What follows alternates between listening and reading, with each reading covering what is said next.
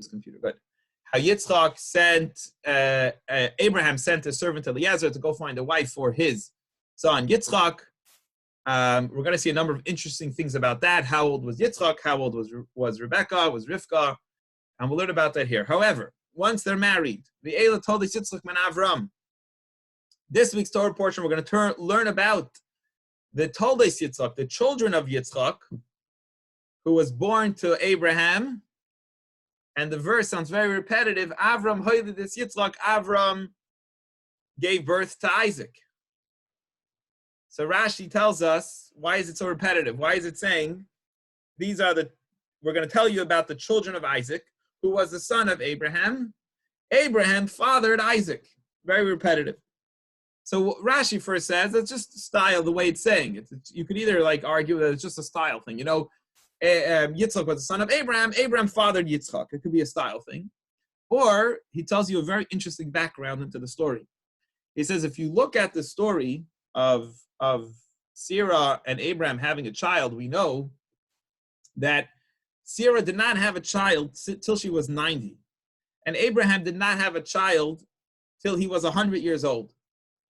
All of a sudden, at 90 and 100, these two people have a child. Now, what happened in the Chumash right before they give birth to this child? What took place right before? What was the story? We know that the king of the Philistines, Avimelech, took Sarah as a wife. Abraham told him that Sarah was his sister. He took Sarah as a wife. And the Torah told us that he didn't go near her. So we know he didn't. But that if you would have been an average guy on the street, all of a sudden Sarah becomes pregnant. Right after the story where Sarah's pregnant is with another guy, looks to us. We don't know what happened in secret, but all of a sudden, all we know is that all of a sudden another guy took her as a wife, and all of a sudden she's pregnant. So Rashi says, the jokesters of the generation, the late night show hosts, whatever, the comedians, the people who were not believers, were saying that why is it that for all this time, literally tens and tens of years, Abraham and Sarah are married and she has no child, and all of a sudden, after the story with Sarah and this guy, the king of the Plishtim, Avimelech, all of a sudden this woman becomes pregnant, and she must be that Abraham was the one who couldn't have kids, and she was for one night with this other guy, and all of a sudden she's having a child. So Rashi tells us that Hashem made Isaac look exactly like Abraham. So it wasn't a question in anybody's mind. It could not be that this was a child of Avimelech. It must have been a child of Abraham, because God painted, he shaped, he formed Isaac's face, that you look at the son, you look at the father, they look identical. And everybody had to agree, even the late night show hosts, even the comedians, even the jokesters, the non-believing people had to agree that Isaac was obviously a son of Abraham. They didn't have a DNA test back then, right? So here was testimony, and that's why it's repetitive. A very interesting reason why the Torah repeats it, that Yitzhak was the son of Abraham. Abraham fathered Yitzhak, to tell you that they look similar, so that people should know. It was very clear. Even the people that didn't want to believe had to admit that obviously it was the son of Abraham, and it just was a miracle that happened after all these years. They finally were able to have children. So this guy Yitzhak, this child Yitzhak, is growing up. The Yitzhak ben Arboim Shana, he is 40 years old. To give you some perspective of time, Rashi is going to tell us. We'll read the Rashi in a minute, how we get to 40. But Isaac is a suitable bachelor. He's already a little bit late in the game, you might say. He's 40 years old. Bekachti es Rifka, when he took his wife Rifka. Who was Rifka? Rifka was the daughter of his first cousin Bas Besuel, Isaac's first cousin Besuel, his daughter. He was the Arami, the Armenian, Mipadan Aram, from the area called Aram. There was an area there called a big, large area called Aram, which had like twin cities there. It was Aram Narayim. It was a number, but that general area was Aram. It was north of Israel, I believe, where Syria is today. Achais Lavan, this girl Rivka was a daughter of Besuel, and her brother, she was a sister of a man called Lavan, who was also the Arami. He took her for a wife. So Rashi is going to explain a number of interesting things on this verse. And here comes the famous question that Rivka was 3. It's going to come from here. How do we get to this guy being 40 and Rivka being 3? What happened was we know the famous story, the biggest challenge that God gave Abraham was that God told Abraham, take your son Isaac and bring him a sacrifice on the mountain. How old was Abraham when that happened? Isaac, when that happened, he wasn't no young man, Isaac. He was a big boy already. He was 37 years old. He was 2 years younger than myself. And that's when it wasn't a little kid. People might think the story. No, he was 37 years old. On the way back, we know that Sarah passed away. Why? Because they found out when they came back that she passed away because she was told that your husband's about to kill your child. She heard the rumor and she died. She didn't know that he didn't end up killing. She passed away before the end of the story. So Sarah passes away. Sarah is 127 years old when she passes away. So Isaac's 37. We figure out the math. We figured out that Isaac is 37 years old. As Abraham is taking his son Isaac, he's like, oh my gosh, I almost killed my son here. If you remember the Rashi there, and Isaac said, you know what, had God actually commanded me to kill my son, I would have had no descendants. If only my son were already married, right? And he would have had a child, then I would have at least had a grandchild. Even if God tells me to do something like this, to sacrifice my son, I need to get my son married. And he starts thinking about who he's going to marry. As he starts thinking about it, remember that Rashi we learned a while ago, that God sent him the rumor that, guess what? One of your cousins, your brother's son, just had a daughter. Your brothers had a granddaughter. And we know Avram wanted to marry in the family because he didn't trust the other families that were in the area about how they raised their kids and what kind of quality people they were. So he's like, okay, perfect. I want my son to be for that girl. The problem was how old that girl was just born. So he said, I'm going to give her a lot of time. I'm going to give her 3 years. When she turns 3 years old, then I'm going to go reach out for him to marry her, right? He's going to give her 3 years. She's just born, so he's going to give her 3 years old. So from here comes the famous story that Isaac is not 37 anymore. Isaac is 40, and Rebecca is not 3 anymore, is not 0 anymore. She's not 1 month old. He's going to wait till she's 3 years old in order for them to get married. Now, why does this happen? Again, this is the famous question. This is the Rashi, famous Rashi commentary where the question comes from. How does a 37-year-old, why is he marrying off to a 3-year-old girl? And I explained in the other classes that they were much more mature. It wasn't like today's girls.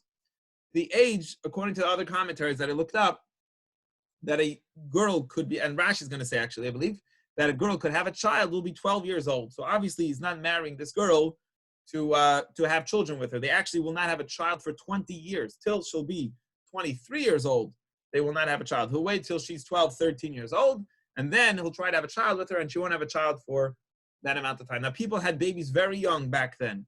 Sarah and Abraham themselves were married as very, very young kids, and that was normal back in the day for this to take place. It was not normal for Isaac, was unusual for Isaac to be 37 years old and only looking for a wife at that point in time.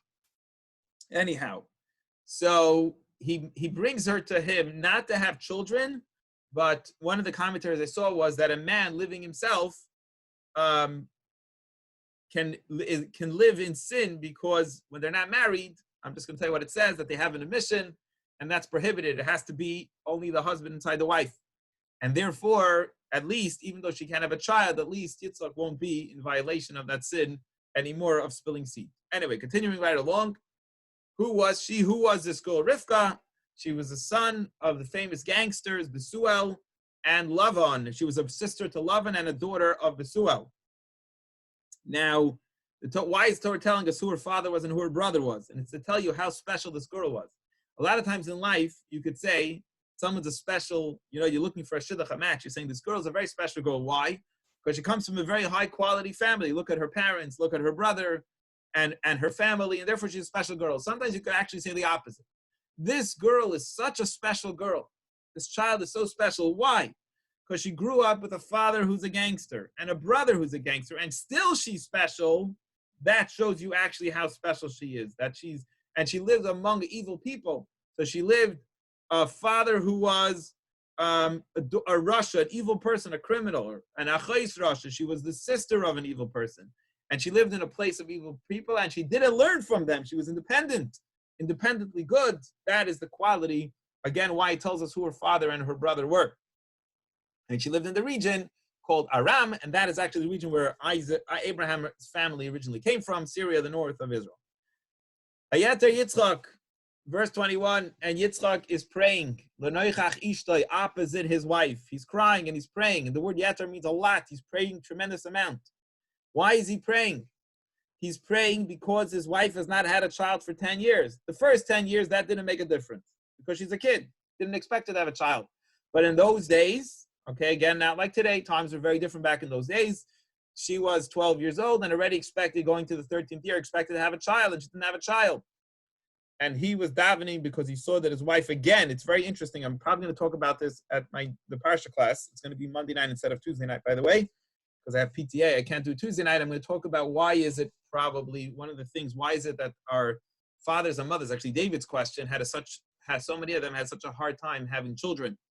They couldn't have children, and only by miracles that they had children. Anyhow, continue right along. L'noichach ishtoi, Isaac and Rebecca, Yitzhak and Rifka, were standing in different corners. They were praying opposite each other. This one was praying here, and the other one was praying there. They were standing at two ends of the room. Both of them were davening to Hashem. Ki akara hi, because she was barren. She couldn't have children. Wasn't able to have kids. V'yeter lei Hashem, and Hashem accepted Isaac's prayer. Rashi says, why does it say Hashem accepted his prayer? What about her prayer? And he says, because you cannot compare a child of a tzaddik, of a righteous person, to the child of an evil person, that he has double merit. Not just does this righteous person have their own merit, but the righteous tzaddik also has the merit of his father Abraham, and therefore, when Hashem responded and made the wife that she shouldn't be barren anymore, Hashem responded to his prayer faster even than her prayer. And Rifka and Rifka finally became pregnant. So for 10 years, they try having children, nothing works. When they pray like crazy, it says, they daven, and finally, after 10 years of praying, first married for 10 years, trying to have a child for 10 years, and finally his prayer is heard, and Hashem gives her a child. And here's where the story gets very interesting. By Yisroi Tzutzu Habanim Bikirba, the children, we're going to find out that there are twins soon. There's a major struggle going on inside the womb. The mother is having tremendous labor pains. Vatoimar, so she says, in Kain Lama Zanoichi, she says, why in the world did I pray for this? This is what I've been praying for 10 years. This is what I've been davening for, and it's terrible labor pains, and we'll learn exactly why. And she went to ask of God. And I'll explain all these things. Who'd she ask? What does it mean she went to ask of God? So let's learn. First of all, why are the children fighting? Rashi says the verse is lacking. It's not telling us what all the verse says is that there was a struggle. The children were struggling. So Rashi explains something fascinating here, how the personalities of the children already in the uterus were already reflecting the personalities that was going to be born from these children. So he says, they said that she would pass by a yeshiva. She would pass by a yeshiva. We know Shem and Aver had yeshivas there in those days. She would pass by a holy place, and all of a sudden, Isaac, who's a holy tzaddik, Jacob, who's going to be a holy righteous person, would want to come out. He would start jumping. He was excited. And then she would pass by a bad place, an idol worship place, and Esav, the other twin, would start jumping and want to go out. It was all excited. So she said, what's wrong? I have a schizophrenic kid inside me. I don't understand what's going on. And they were fighting because each one was passionate. In other words, they were polar opposites. It's interesting. She's going to have twins, but nothing could be further. No, the personalities of these twins could not be further apart, which is so interesting. They're going to have a child who represents two different worlds. So they're fighting over, I want to go to shul. No, I want to go whatever, to the bar. I want to go to not a good place. And Rashi also says another interpretation that we're fighting over the inheritance. Who's going this world, the world to come? Basically, I guess these kids were really fighting. They were wrestling with each other in uterus, but it was reflecting a greater reality of the two very, very different worlds that are going to come out of the children of these two parents, between the father of Yitzhak and Rifka. And she had such bad pain, Rashi says. She said, what do I need this for? Why was I davening for 10 years to have a child when this is what I have to go for? So she went to ask God. Who did she ask? What does it mean she went to ask God? First of all, we see something interesting. We know Sarah was a prophetess. She herself had divine prophecy. From here, we see that actually Rebecca seems like she didn't have divine prophecy and she had to ask God. So who do you go to when you need to ask God? So it's very interesting.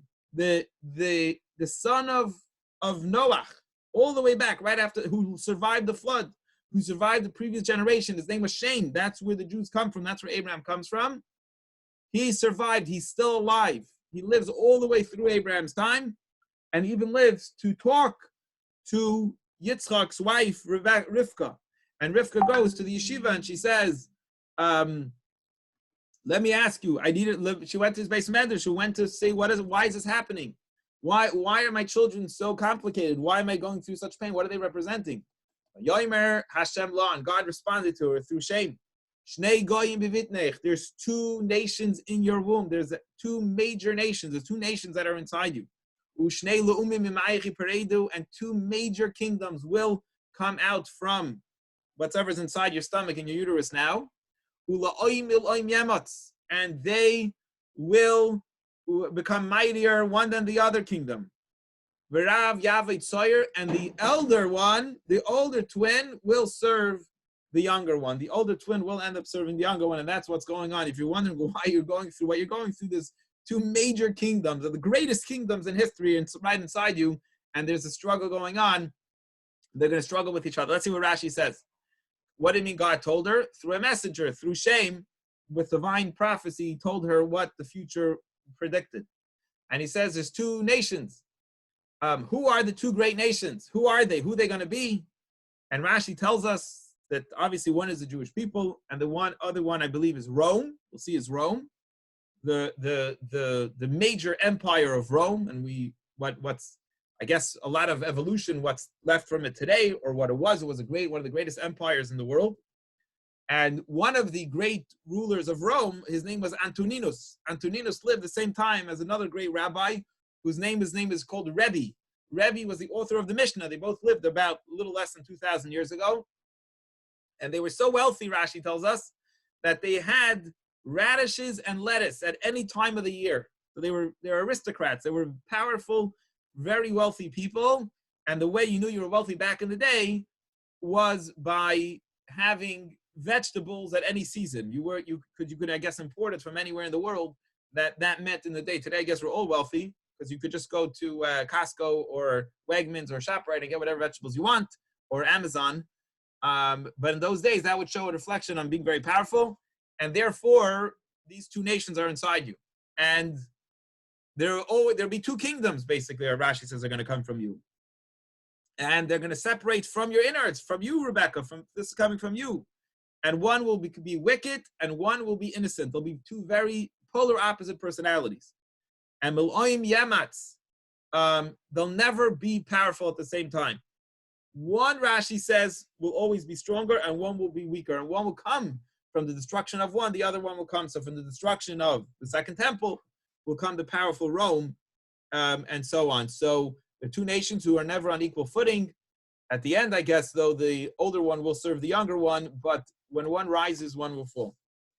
Verse 24, and her full pregnancy, she went to 9 months. Rashi tells us sometimes in those days, the Torah will tell us sometimes women had a baby at 7 months and the baby would survive.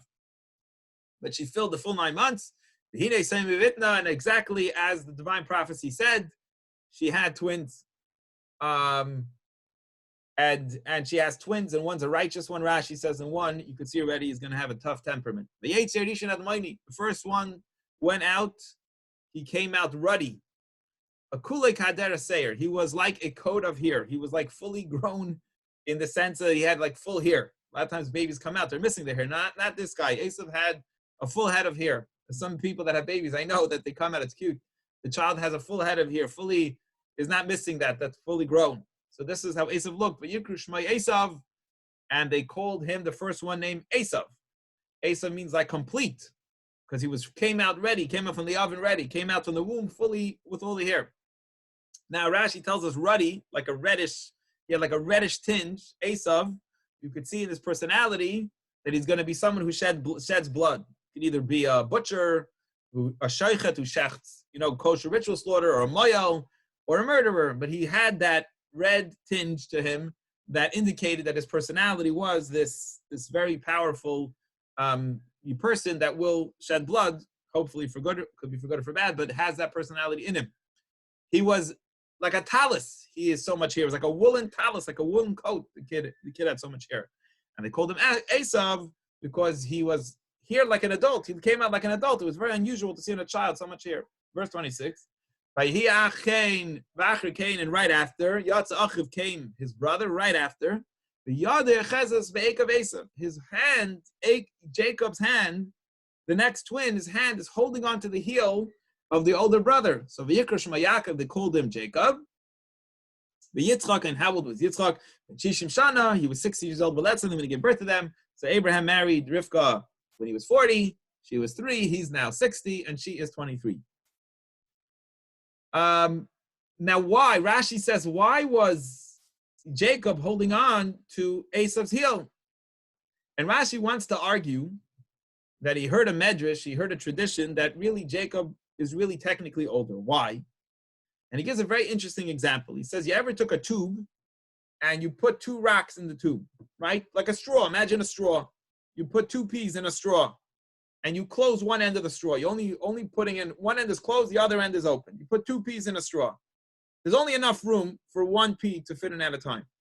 You flip the straw over, you throw the peas back out. Which pea comes out first?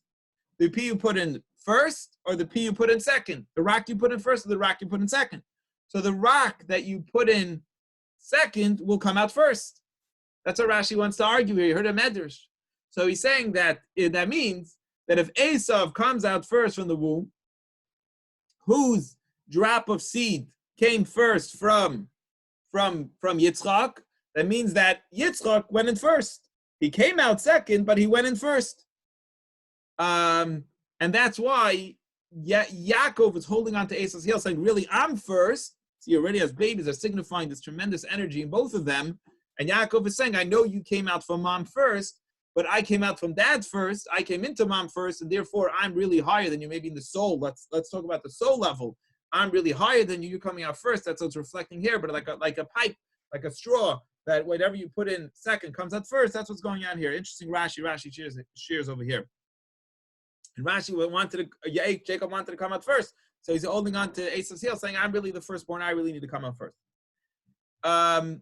And he's holding on to his heel. Rashi says it's another indication, prediction of the future, that Jacob, the Jewish people, will become strong, holding on to the Romans' heels, this idea of Rome, Edom, and before even Rome will finish, the Jewish people will start flourishing before the end of Rome. And he called him Jacob. Who called him Jacob? Doesn't say who gave him the name. And Rashi says, first of all, the simple meaning is that it means Hashem named him Jacob. Another meaning is that his father, Yitzhak, called him Jacob because he was holding on to his heel. So the word Yaakov means heel, indicating the way he was born, holding on to Esav's heel. And he's 60 years old, and Rashi tells us 10 years he didn't expect to have a baby with his wife. Second 10 years, from 50 to 60 is when he prayed to Hashem because his wife wasn't giving birth, and finally Hashem heard him when he was 60 years old. And these children start to grow up, and we don't know who they are until they're going to become, teenagers. When they're still little, you have no idea. It's so cute. They're both so cute, even the Vildachai, even the wild one. And they grow up. Esav, and Esav is Ish Yodei Tzayid. What was he doing? He was a hunter. Ish Sada, he was a man of the field. He was a field guy. He was a hunter. But Yaakov Ishtam, and Jacob was a straightforward, simple person. Yoshev Oilim, he would sit in the tents. He would sit in yeshiva and learn. So you see the polar opposites, such a different personality between Yitzchak and Yaakov and Esav. And Rashi says, as long as they were young, you couldn't tell. You didn't know what the personalities would be. You can't tell what the personalities will be. But once they turned bar mitzvah, they became teenagers, they turned 13. This guy got all involved in hunting, and this guy went to yeshiva, and this guy went to idol worship. He was drawn to idol worship. Now, what does it mean that he was a hunter? So Rashi tells us it doesn't just mean that the guy was an excellent hunter. He would go with his bow and arrow and hunt. But hunting also means tricking. He would hunt his parents, actually, meaning not killing them, God forbid, but he would trick them. How would he trick them? He would pretend like he was this very holy teenager, He would say, Dad, I need a tithe. I need to give the 10% of tithing. And we know the rules by tithing are you only have to give it from actual produce, like food that you eat. But he would say, Dad, how do I tithe on salt? Because salt is like a preservative. It's not a food. And also like tevin, like straw that you give to the animals. Again, it's not a food that regular people eat. You don't need to tithe that. But he made himself so religious. He's like, he was giving tithes on the salt and on the straw. And his father, I don't know how, but he was fooled. He was like, wow, this is amazing. Maybe we'll learn the Hasidic interpretation to this another day. But he's basically, Rashi seems to say, it's simply that he tricked his father into thinking he was this holy guy. And he was a farmer person. He was a man of the field, that means.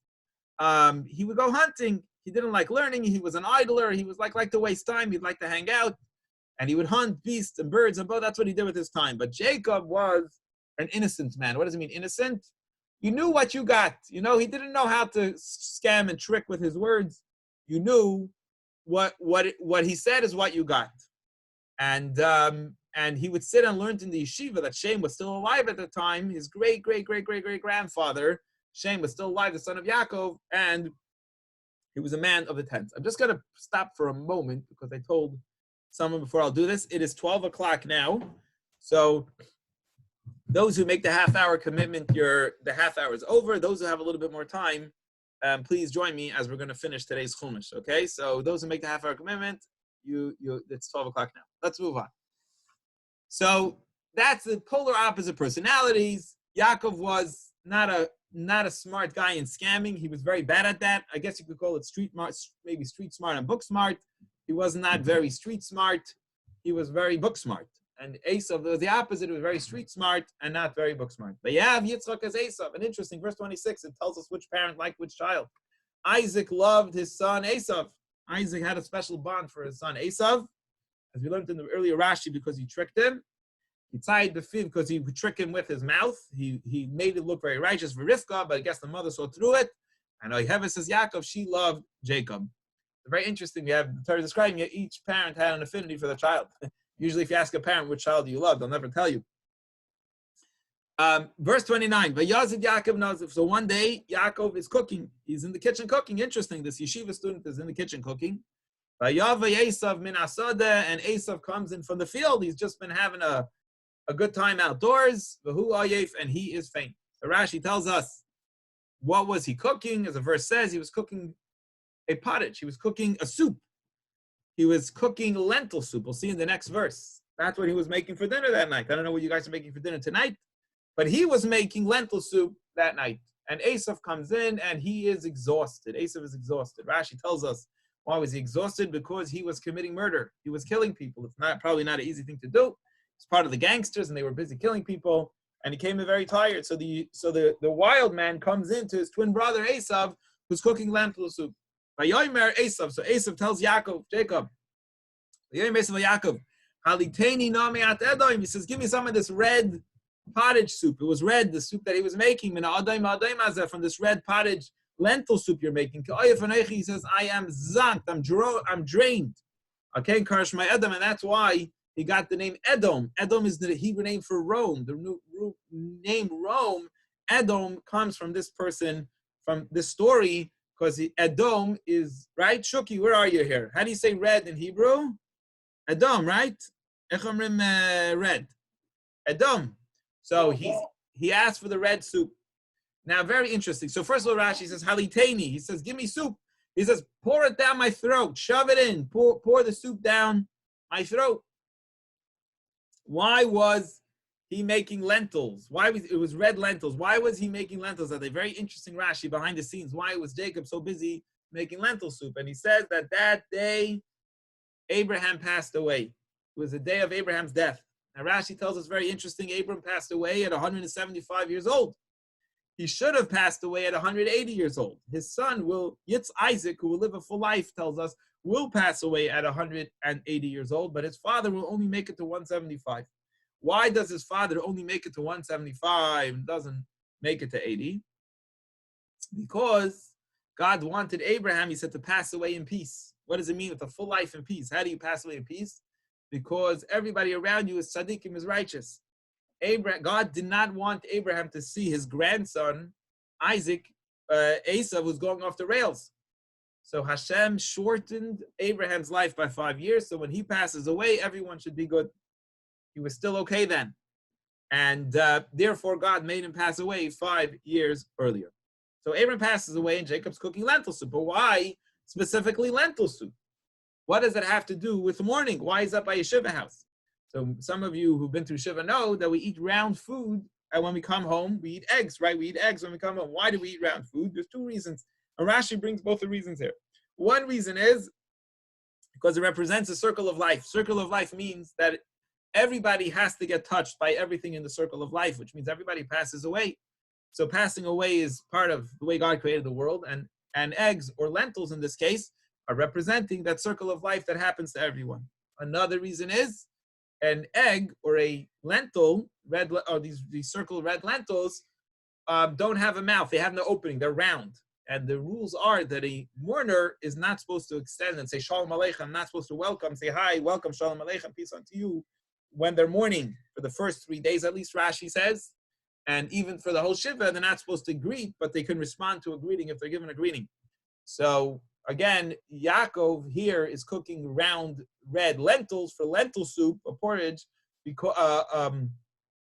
because he's mourning for the passing of a Zayda of his grandfather, Avraham. And that's where Esav, who's now becoming a terrorist, and it's becoming well known, is walking into the house, and that's why exactly Abraham had just passed away before his grandson is being revealed as not a good person, which is interesting because Isaac hadn't figured it out. Meanwhile, Abraham was saying, figured it out, but Isaac had not figured it out.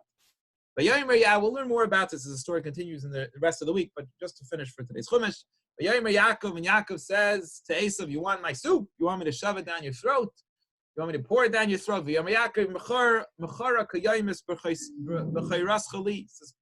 Sell to me the firstborn rights. No problem. You were born first. I've seen the story. Jacob really wanted the firstborn rights. He's holding on to the heel of Esav. So he says, as clear it is day outside, make a good deal, make a fair deal, that you sell me the firstborn rights. Because Rashi says Yaakov's looking at his twin who was born right before him and says, this guy does not deserve to be the firstborn. This is a busha. This is embarrassment to the firstborn rights. This guy's a terrorist. How could he get the rights of the firstborn? So Esav says, verse 32, he says, I'm going to die anyway. Why do I need this whole headache of the firstborn rights? And Rashi explains, what does it mean he's going to die anyway? So first of all, as we all know, the sin of the golden calf in the desert, the firstborn lost the rights to be the Levites, and it was turned over to the Levites. So Asa said, number one, who cares about these firstborn rights? They're going to be taken away from the firstborns anyway, right after the sin of the golden calf. You already somehow visioned and saw that it's anyway going to be taken away from the firstborn, and they're not going to have the rights anymore. And second of all, he says, there's so many death penalties involved with being the rights of the firstborn, because if a Kohen goes into the temple drunk, it's liable for death penalty. Or if he doesn't take a haircut for 30 days. There's so many rules and regulations for being a Kohen. It's not so simple. He says, if that's what I want, this is death involved. I'm not interested, and I'm not interested in Hashem, in serving Hashem. Why do I need all this? Take it, give me the soup, and take the firstborn rights. So verse 33, Yaakov says, swear to me as clear as day, make a clear promise. He swore to him, and he sold him as Berchas of Yaakov, his blessing to Yaakov. Yaakov nasan Esav. Verse 34, and Yaakov gave Esav lechem, he gave him bread, unizir adoshim, and he gave him the pottage of lentils, he drank, and he laughed, he got up and he laughed. And Esav despised, he was not interested in the firstborn rights. He didn't care about God, he didn't want to get involved in these religious affairs, and I guess he was happy with it. And we're going to get back to the story later, but just to finish with today's Chumash, and there was a hunger in the land. Besides, remember there was a hunger a while ago in Abraham's times that Abraham had to check out of Israel. He had to move. From the hunger that was in Abraham's time, and Yitzhak was going to go to the same place his father went, to King Avimelech, the king of the Philistines, in the city of Gerar, exactly where his parents lived for a while. And God appeared. Here we have God appearing to Isaac now. And he says, do not go down to Egypt. Don't go there. Shchein ba'aretz. Live in this land. Asher omer eilecha, that I will tell you. You're not like your father. Your father was able to leave. You cannot leave. Why? Why could Abraham take his family, Sarah, and go and move to Gerar, to the Philistines, to the king of Abimelech, and you can't? So Rashi says there was something very special about Isaac, that he couldn't, he needed food, he needed to leave for the hunger. He says, you can't go there. Why? Because it's very interesting. What happened in Isaac's life when he was 37 years old? He was born as a sacrifice. It's very interesting. A person was brought as a sacrifice. He took on that level, this human being took on the level of sanctity as a sacrifice. And a sacrifice has to stay, most sacrifices have to stay in Jerusalem. They're not allowed to leave a certain area, cannot leave Israel. So Isaac could not leave Israel because he was sanctified in a way more than any other human being. He was actually not bringing a sacrifice, but he was the sacrifice. He was born out of sacrifice and took on that level of holiness. It was an interesting commentary I saw just in this note. Why didn't Yitzhak marry a second wife if she couldn't have kids? The same thing that Sarah and Abraham did. And again, the same reason. Isaac was like on a whole nother level of human being than every other human being, because who else is brought as a sacrifice? He was at a level of sanctity. He couldn't marry and have a child through his second wife because of that. Verse 3, Gur ba'aretz hazayis. God tells him, live in this land. Stay in Israel. You cannot leave Israel. And I'll be with you. And I will bless you. Because you and your children, Yitzhak, I'm going to give this land. You cannot leave it. And I will fulfill my promise that I promised your father Abraham. I'm going to make it go through you. Verse 4, and I will multiply your seed. You become a huge nation. Like the stars of the heaven. And give your descendants all these lands in Israel where you are. These Baruchu Bizaracha Kagoy Aretz, and the nations of the world will bless themselves by your seed. Rashi explains to me that everyone, when you see a bad person and someone's behaving bad, you say, oh, you're behaving like that person. And when you see a good person behaving good, you say, oh, you're behaving like that person. Be like that. When you tell your child, I want you to be like that person, right? So you look up at the Jewish people, and the world will say, Halavai, my kids should grow up. And you tell people you should be like the Jewish people. And that is Yitzhak, how special your children are going to be. So don't leave. I know there's a hunger here. Hunger it out, deal with it, and you live in this Israel. Why? Why am I giving all these blessings? Because of your daddy, says. Because your father listened to my voice. I tested him again and again. He passed every test with flying colors. And in honor of your father, I'm giving you this great merit. Vayishmar mishmarti. He kept my charges. My decree. What does that mean? He kept my charges. Even he kept the Torah. This is very interesting. Not just did Abraham keep the Torah before it was given, but he even kept the rabbinic restrictions to prevent a sin. He even kept those, right? Like on Shabbos, you wouldn't lift something that you don't use on Shabbos because you might come to use it on Shabbos. It's muksa, right? I won't hold the drill, even though I'm not using the drill because it's muksa, because I might come to use the drill. So Abraham, it's fascinating. Rashi's telling us the verse is saying that God told Isaac, I love your father so much. Not just did he keep the biblical decrees, but he even kept the rabbinic precautions he kept. Or marrying the further prohibitions. The Torah only not allowed to marry certain people. He even kept the more restrictive ones, the rabbinic ones, that not even to marry further distant relatives. That's how much your father did. And he kept my mitzvos. What does it mean he kept my mitzvos? Mitzvahs are kind of commandments that are logical, like stealing and murder, that even someone understands that they make sense. Avram kept those too. Chukoisai, he kept the mitzvahs that don't make sense. We don't understand, right? Like milkamit, there's no reason for it. So, and those mitzvahs, the evil inclination is very much testing a person on them. Because why? Why can't you eat pig? What's wrong with a pig? What's wrong with wearing wool and linen together? There's no logical reason them, and it's a very big test. The only reason you keep them is because that's what God said. That's what the king said. You're not allowed to do. So you have to follow the decree. So Abraham kept those mitzvahs too. And he kept my Torah. And Rashi says that's referring to the oral Torah. Abraham knew the whole tradition that Moses not just will write in the Torah, but even the oral Torah that Moses will teach at Mount Sinai. Abraham knew and kept those mitzvahs too. And that is the end of today's fascinating portion of Chumash. I see everybody's still here, even though it is 12:15. I got to run. But any quick questions or comments before I have to run? Anyone have any questions or comments on today's Chumash? No? We good? Yes? No? Fascinating story. We're good? Okay, we'll leave it at yes. Okay, awesome. All right. Thank you very much, David, for dedicating today's class. David Strumeyer. Thank you all for joining me. May it be an amazing week, and I look forward to learning with you tomorrow. Have a great day, everyone.